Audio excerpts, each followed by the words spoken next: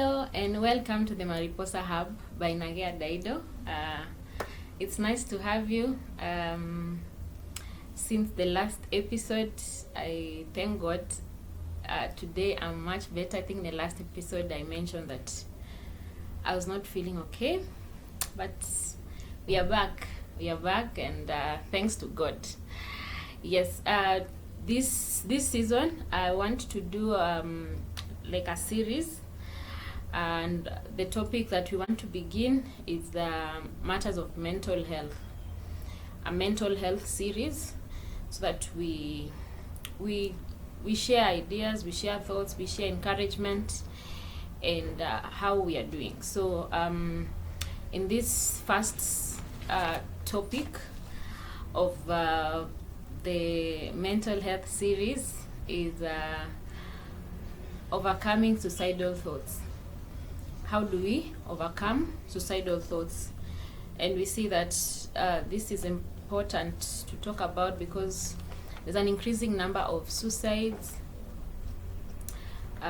Professionals are taking away their lives, celebrities, talented people, families are we having those cases of people, maybe someone shoots himself and then shoots the entire family, or a mother kills the children and then kills herself. So there's a lot of that has been happening, and it's been on the rise, and it begins from the suicidal thoughts. So you start planning, how do I execute it, how do I have it, until now you actually succeed. But it's a negative succeeding, but you succeed in the plan of committing the suicide. So I think it's an important topic to talk about, and also it's an important topic for us to talk about, because I think in one of the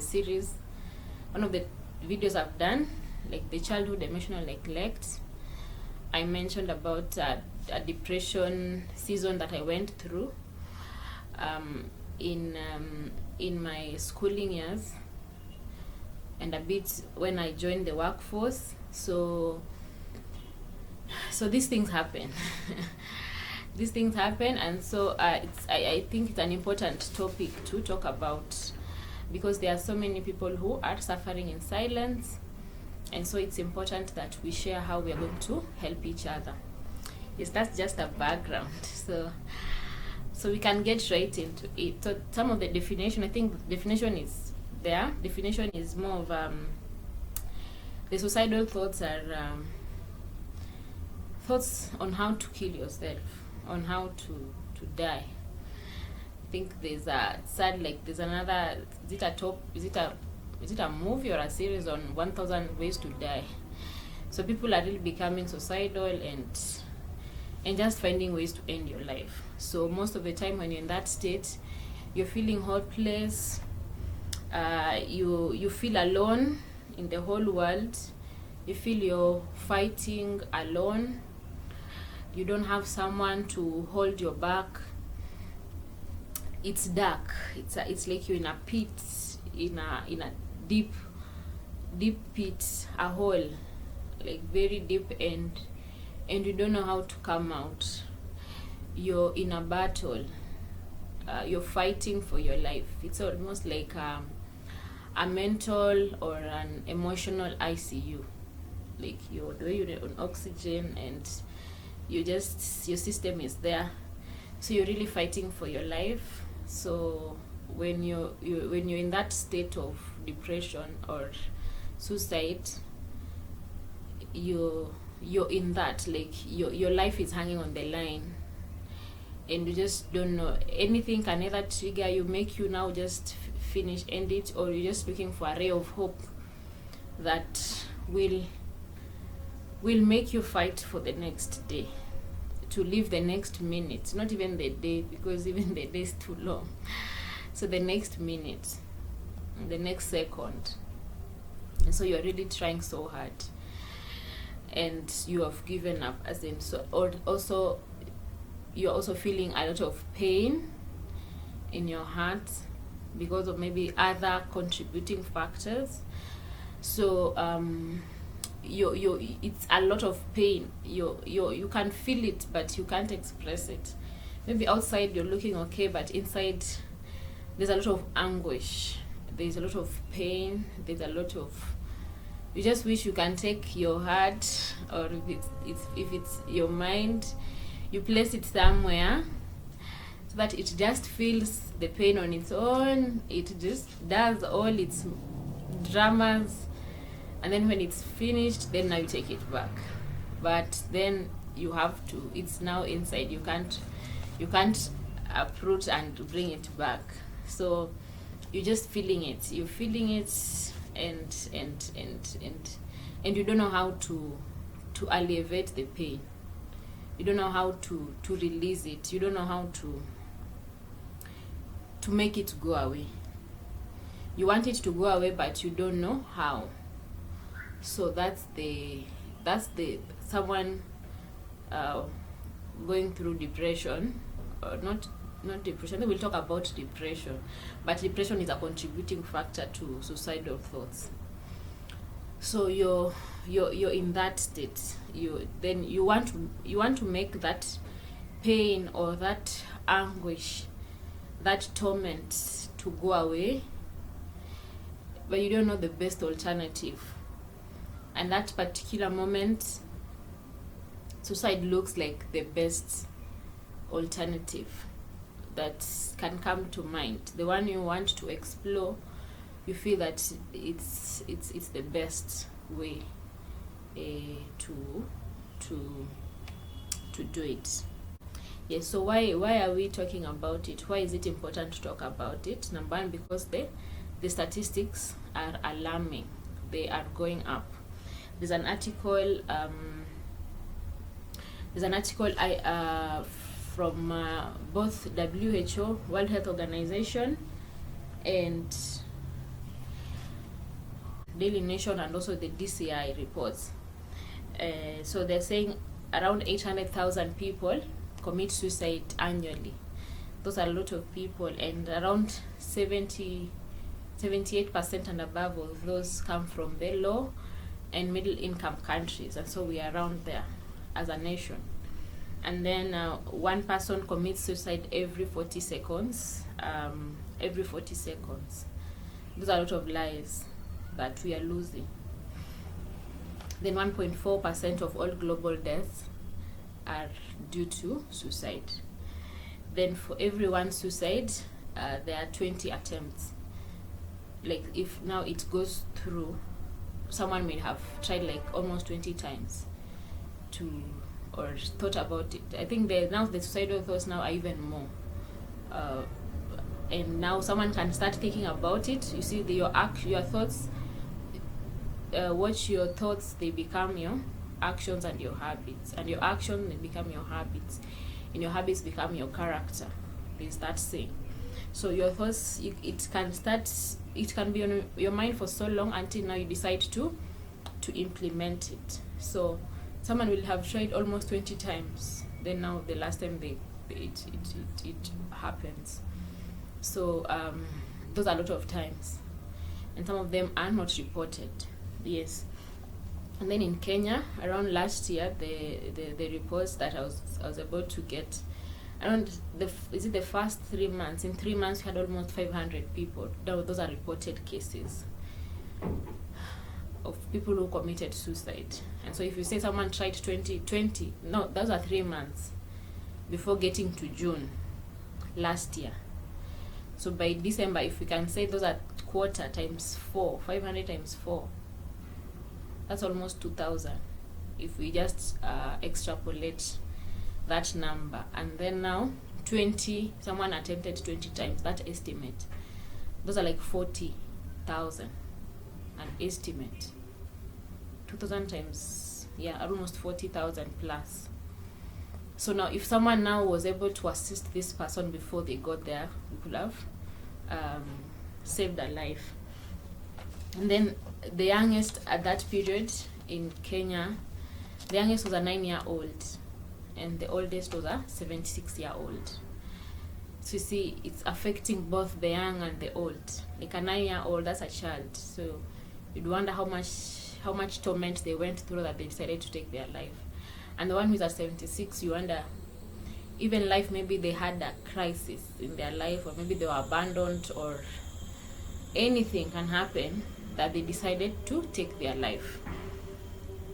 Yes, so those are some of the statistics that are alarming, and it should be of concern why this is happening. Then the other reason, apart from the statistics, the other reason is that there are a number of people who are suffering in silence. So these things are happening. It's internally they are going through. We have family issues, societal issues, work issues, and people are suffering in silence. So we need to break the silence and see how we are going to find help. Then life is precious, and you who is watching me and feeling like, what am I contributing to this life? You are precious. Your life is precious. You have something to give. So life is precious. Let's seek to guard it. So it's important for us to speak about it, reach out so that we guard life, because it's precious, and the people who are involved are precious. So you are precious. Then suicide it's robbing us of impact. So many lives would have been impacted. Gifts, talents, professionals are killing themselves. Celebrities, we are thinking that they are doing well. Others in comedy, others in entertainment. We are thinking they're having it all, yet they are breaking on the inside. Yeah. So we are losing the impact that these people have brought, the life that could have touched. We are losing them. So it's important that we do our best to bring it back. Then we should assist people in their recovery. This is just to also assist that we help people in their recovery journey, remind them and hold each other's hands. We be our brothers and sisters keeper in this journey so that we're able to overcome together. Then we aim also that we discourage the practice of the alternative suicide, because it's a permanent alternative to a temporary issue, a temporary problem. The problem that we go through, we are better off alive to handle them than when we are dead, because yes, some of them are heavy. Some challenges of life are so heavy, but when you're alive, your chances of handling are more than when you end the story. There's a proverb which says by Solomon that a normal proverb of just a saying that a live dog is better than a dead lion. A live dog is better than a dead lion. You see, the lion is brave, the bravest animal, the king of the jungle. But if it's dead, even the dog which is just at home will be better off, because the one who is alive has an opportunity to make better alternatives than when you have finished. You have finished your story. Your story is not over yet. Yes, do not to increase, not to hasten your journey to go. You will go, every one of us will go at their own time, but you don't need to hasten the journey to exit the planet. Let the exiting of the planet come the time that it was meant to come, but not you now taking that opportunity. Then the next reason we want to talk about, we need to talk about this, is because there is help. Help is available. There are more and more people who are coming out to offer help, to offer assistance. There is help available. So wherever you are, there's help. Help is available. You just need to maybe click a link, make a call. That person, like your last strength to call that hotline, that 911 number, that can help you to your, can be the last thing that you do, is fighting for your next solution. And you have so much to offer to this world. You're not worthless. Even amidst the pain, ashes, God can create beauty for ashes. That's what he says. He's a master at bringing beauty out of brokenness. Yes, so ashes, you see ashes in the rural, or if you cook using charcoal or wood, now it has burnt all of it. There's ash. It may not even look like ash. It is the last thing. Even there's no a bit of fire ambience, but even in that, God says he's able to bring beauty for ashes. So even when you're feeling like your life has become ashes, like it's burnt to the, even in that, God is able to bring beauty out of those ashes. So be encouraged even as we continue to talk about this. Why don't we talk about it? Number one is because we are afraid of the outcome. If I come out, like even now, I'll share a bit of my story. Well, a bit of the instances that were heavy for me, some of the instances. So you fear, what will be the outcome? How will people view me?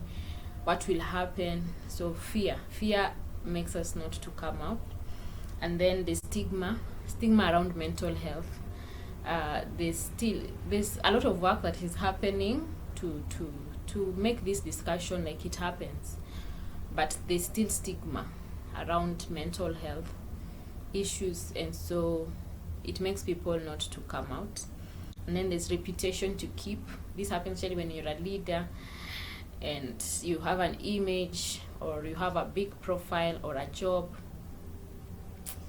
like a big name to keep. Or for instance, if you are there's an example I was reading, someone is a pastor's wife, so he can't be seen to be going for therapy, because now that will change. Or if even in my case, when I was struggling with this, maybe I'm an advocate, then mental health, and that one doesn't augur well. How will people look at you? Also, stigma will come again. People will think you are not able to work well. You decrease your chances of being taken for some opportunities. So reputation and being ashamed, that's the other thing. Shame, and then it looks like a sense of weakness.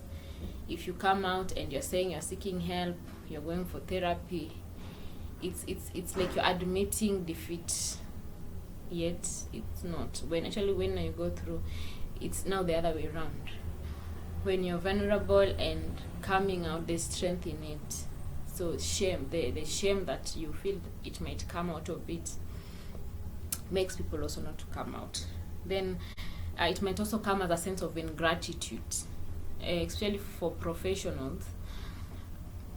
And then you're having a mental health issue or suicidal thoughts. You have a job, and there are so many people looking for jobs, yet you have yours, but then you're saying you're not satisfied and you're struggling. So it looks like you're ungrateful, and so people now keep silent because let me just go through the motions and not seek help, not come out, because you feel that I'll be seen that I'm not grateful for where I am. And so you or if you are a celeb, or you have made progress in your journey, so it doesn't come out like it looks like something is not adding up. You're not grateful even to God for helping you get where you are. Yeah, so there's also around the gratitude issues, also the expectations of people over you. Maybe there are so many people who look up to you in your community, in your family, in your colleagues. So there are some, they look up to you, the expectations that you're at a certain level. So then when you're saying you're battling depression, you're battling suicidal thoughts, you're battling all these other things and around mental health, it seems that you're failing, you're not meeting the expectations, and even yourself, the standards you had to put yourself because of what people expected of you. Maybe you used to excel a lot, and so this aspect of mental health now, it's you start questioning yourself. Now I'm not that level, so it makes people not want to come out, because you'll downgrade. You will downgrade from the expectations. Like, people really held you in high esteem, but now if you come out, you will go down with how people view you. Yeah, so it's a risk I'm taking to share my story, to talk about these things. So you never know if people will take it or not, but their lives to be saved. Someone just need that word of encouragement, so that they don't pull that trigger, they don't stand on that stool and kick it off so that they hang, or if it's poison, so that they don't swallow it, so maybe it will help that one. yes. So, and then the other one is fear of being arrested. The suicide is criminalized. Attempted suicide, but suicide will already been gone. But if you don't succeed in Kenya, it's still it's a crime. It's a misdemeanor under the penal code, section 226. There are discussions to decriminalize it, because we borrowed it from the West, the English, from England. But then the West, most of the Western countries have decriminalized attempted suicide, but ourselves, we haven't. And that's why I think there's an article in Nation, the Daily Nation, which will say, is the law doing us more good or harm in this discussion? Because for the first, actually yourself, you're feeling challenged, you're already at that really low moment, and then now you have recovered, as in you escaped the attempt, then the law is on your case again. So I continue as the discussions, I add to the discussions of decriminalizing suicide, attempted suicide, that actually the law should be changed, so that now even the efforts to assist the people who are suffering in this area are going to be assisted, because this particular piece of law or provision of law, it hinders the right to health under the Article 43 of the Constitution, that we have a right to health. But then if the law will tell me that I will be arrested for coming out, then I'll not even be able to seek for medical assistance. And so it becomes a challenge. So even myself, as I'm a part of the law journey system, this is it's an important thing for it to continue to be pursued. Until now, it's attempted suicide is decriminalized, so that now more people are able to have the courage of seeking for help. Yes, so with those reasons, and of why we need to talk about it and why people are not talking about it, we still need to continue with this conversation. And I'm glad more psychologists, more counselors are coming out to talk about it and appreciating the work they do. And so it's important. And also the reason also that it's important for us to talk about it, because like for my own experience, at the time I experienced it, I just highlight some of my most heaviest seasons with attempted or suicidal thoughts. Attempted, maybe I guess I attempted once when I was in school. when I was diagnosed with depression. Well, the first one, when I was having suicidal thoughts, before I was diagnosed, I thought that it's normal. I thought people think about death and killing themselves. I had thought it's normal. I didn't think there's anything strange about it. So before I was diagnosed, I think around second year, I was doing my internship. I think it had begun earlier, or maybe that period, but I didn't know it could be anything serious. And so one of my heaviest also, I was internship, judicial attachment actually in court. I was attached to Mombasa Law Courts. So we had finished our session with the magistrate. The court was done. It was an afternoon session. We finished. We had a briefing with the magistrate, and my colleagues went. I think I remained in court, the courtroom. Now we went from the chambers of the magistrate. I went into the courtroom. Now the normal courtroom where now there's a magistrate and the member of the public come. And so now I don't know, the phase came of the heavy thoughts. And I was thinking to end it. So you start normal things that are used start looking like tools of killing yourself. So there was a fan.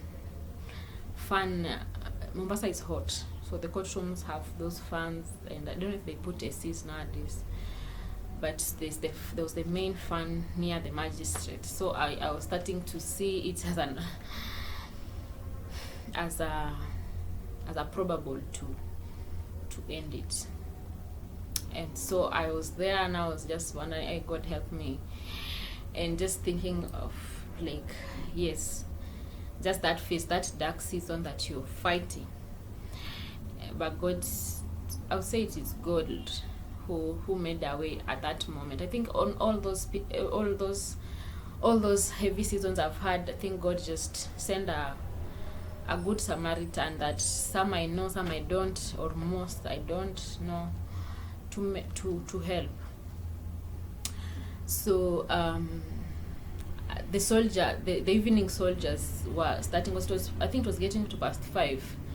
I was just in the courtroom contemplating. So I was saying, you msichana, masaa ya koti yameisha, like the court hours are over. And you know the way they speak very authoritatively. So it startled me. I think now it tell me to bring me back to reality. So I just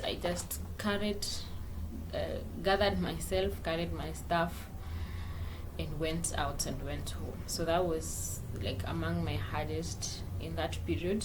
Now before I was diagnosed. Then after I was diagnosed, I think that period of my second year into third year is when I was diagnosed. I went to the hospital because my classwork had been really affected, actually with my sleeping patterns. So that's why I went for checkup to find a means to handle that. So that's when I was diagnosed, and then with depression, and then I was put on medication. And so that there was a time now there, I think I thought I was so tired with the medication, and so I tried to take an overdose, but it didn't work out. Yes, then now I think after I finished school, I was put off medication, but in between there, I think after I finished school, and now there's Kenya School of Law, either after I finished the classwork of Kenya School of Law or about to, I think I had finished before I was doing my pupillage. So in between there, I think now another heavy moment came, and I was in Nairobi. I had visited another couple friend of mine. We had a nice time, but the challenge with this one, when you can be having a good time, but then it changes almost immediately, and you start going down, start going to the pity party, you start really going down emotionally. And so And now there I started working, there's a railway passing. So the old train, now we have this chair. The old train was passing that there, the one which picks people, the commuter. It picks people in the different small towns to the CBD. So it had hooted. So I thought that one could be a good strategy. So I started working along the rail, so that because now we are normally told that when the trains are moving, it's hard for them to stop. They just pass whatever is on the rail. But I don't know, someone just showed up from the blues as I was walking the rail, and I was waiting for the train to get to where I was. And some man, I can't he just told me, whatever you're doing, you don't continue whatever you're thinking. I don't know, it may not be the exact words, but something to the effect that whatever you're going through, you'll overcome, and you don't have to do whatever you want to do. So I think I was looking down and just not wanting to just listen. I was like, in my head, I was asking, do you even know what I'm going through? Do you know what the heaviness I'm feeling? And by the time I looked up, this person had disappeared. I didn't even know who, because I looked him, he was there, then within a short time he was not there. So I don't know how fast he walked away with his journey. So that was another one. Then I think the other one, now I was joined the workforce.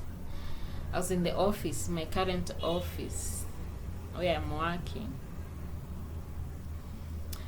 This is to share because these things are real, and sometimes people wonder why people think someone has a good job, why did they commit suicide? We have professors committing suicide, and you wonder, wow, that was a professor, he had so much. We have people in colleges, campuses, universities. They're like, it was such a prestigious cause, it was such a good cause, he was making good contributions. What happened? Actually, it can happen. So that's why I am just highlighting some of those examples. This one might be strange to my workmates and my other. The next example I'll give, the last one. I think I'm sharing. Is it 4? Those should be 4. So those are among my heaviest episodes with the suicidal thoughts. So I was in the office. I don't know, the episode had come. This one was now the second time now when I had to be placed back to medication. So when I joined the workforce, so our offices are among the tallest buildings in Nairobi. So I'm in the middle floors where I sit with my colleagues. So I thought now I wanted to go upstairs, now the topmost floor, so that now I throw myself. So that I increase the chances of success, quote unquote.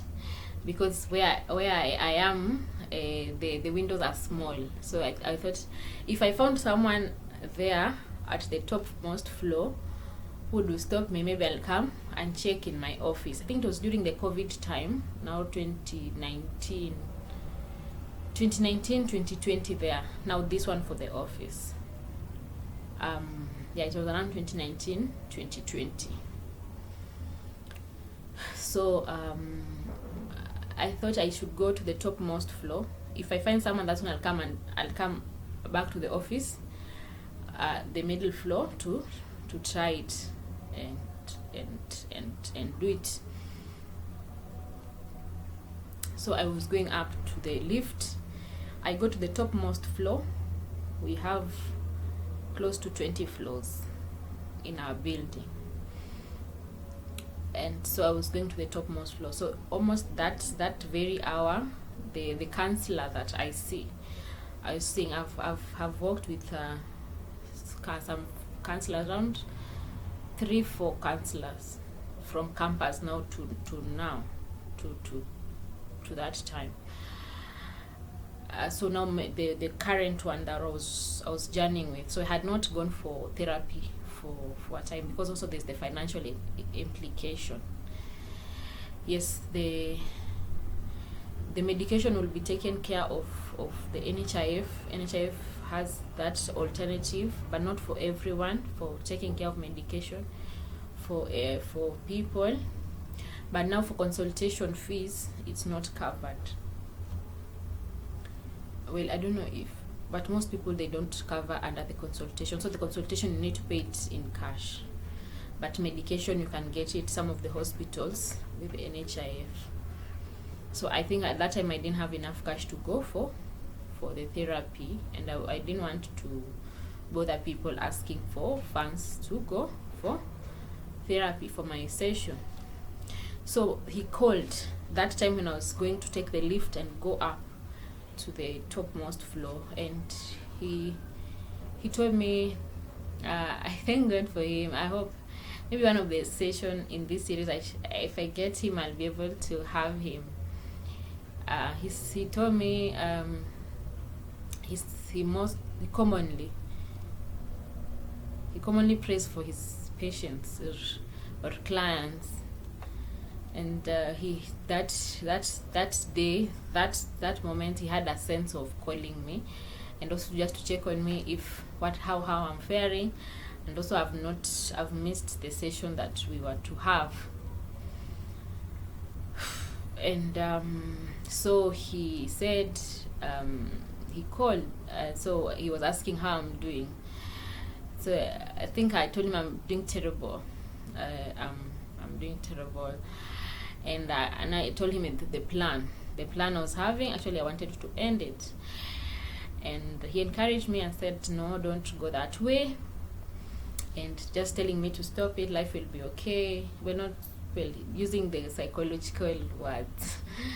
Yeah, but just to the effect that everything will be okay. I shouldn't do it. Actually, he told me not to go to that lift to go up.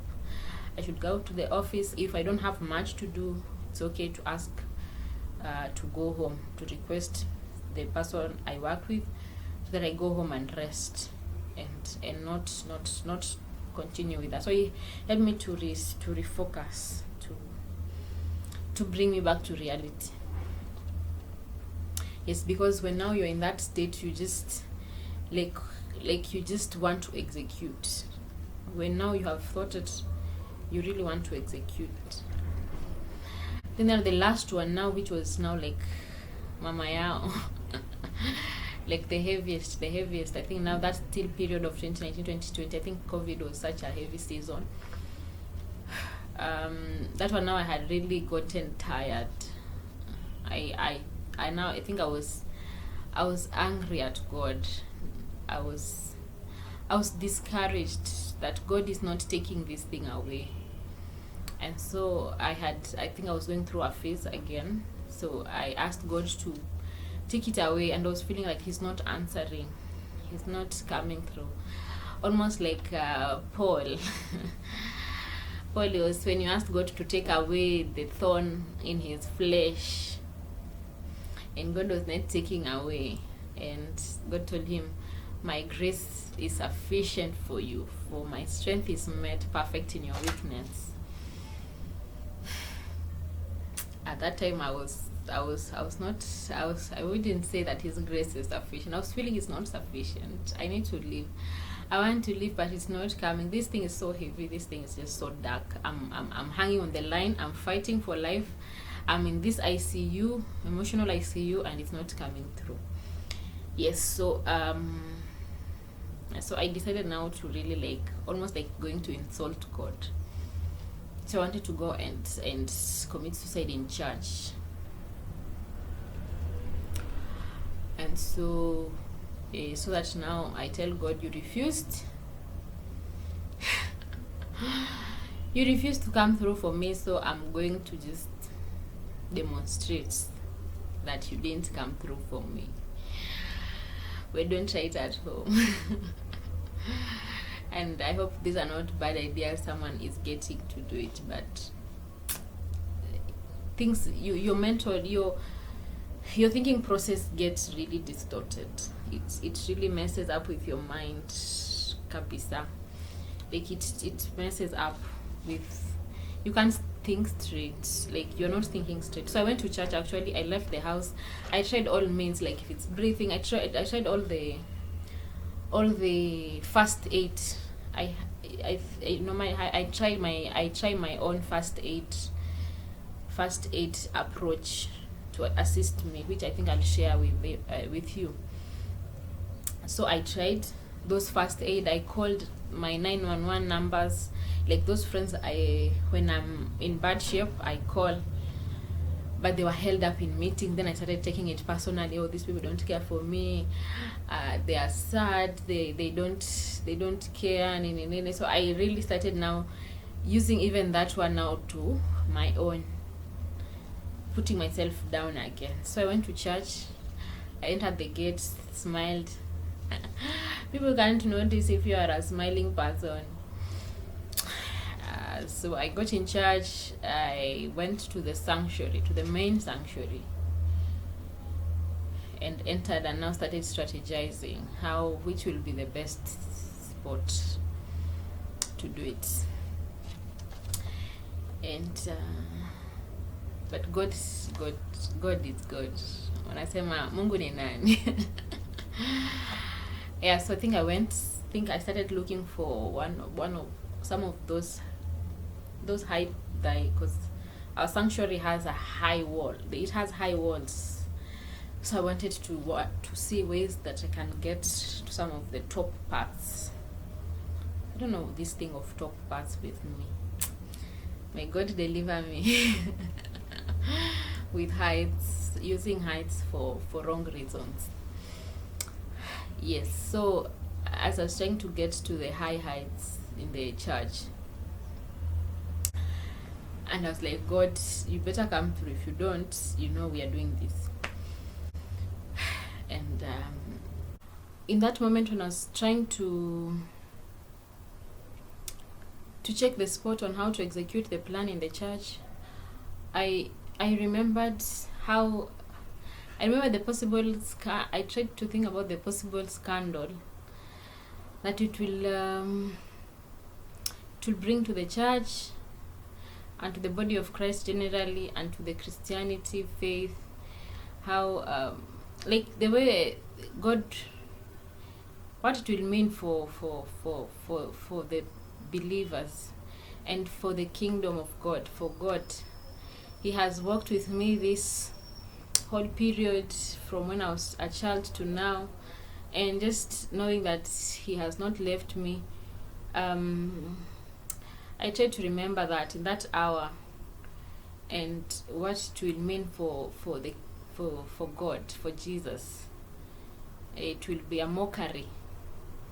It will be a mockery for the kingdom, for God, for what He did for us, and also I've tried to journey on in this journey of faith, and then now last minute is when it happens. I think that helped me to push on at that hour, and I was just waiting and asking God, please send help.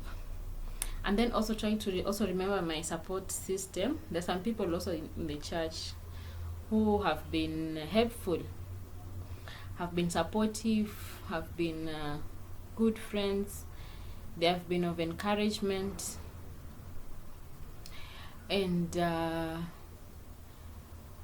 have tried to really be available for me and support. So trying to commit suicide in the church, it's like almost it was also going to be an insult. It's not as much as I wanted to tell God, I'm disappointed with you for not helping me, but I also remembered He has been helping through His people that He has brought my way in the church. They have really been supportive. And so I was like, it will almost like cancelling out. So I said maybe I should hold on some more before trying to execute the plan. So I think in that time, and as I was also asking God, please help me, please send help, because I'm at the end of myself and I don't have strength to do this anymore. I think a song started playing in my heart. Hope one day I'll be able to sing it. It's Rescue. It's called Rescue by Lauren Daigle, I think. Her name is, Lauren. The one who sang, "You say I am loved when I can't feel a thing. You say I am strong when I think I am weak. You say I am held when I am falling short.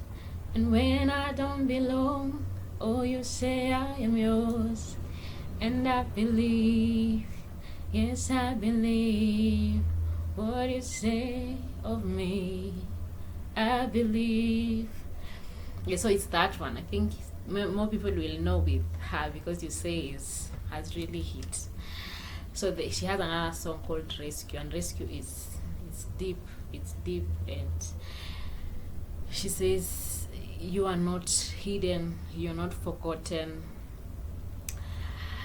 Though your innocence has been stolen." And she says, "I will send an army. There is no distance that I cannot cover to come and get you. I hear your SOS." I didn't even know what SOS means, but SOS is almost like the way the ship, they send a signal under distress. When it's under distress, it sends a signal so that the people at the port sends help. So it says God, it's like now God hears our whispers of our cries for help.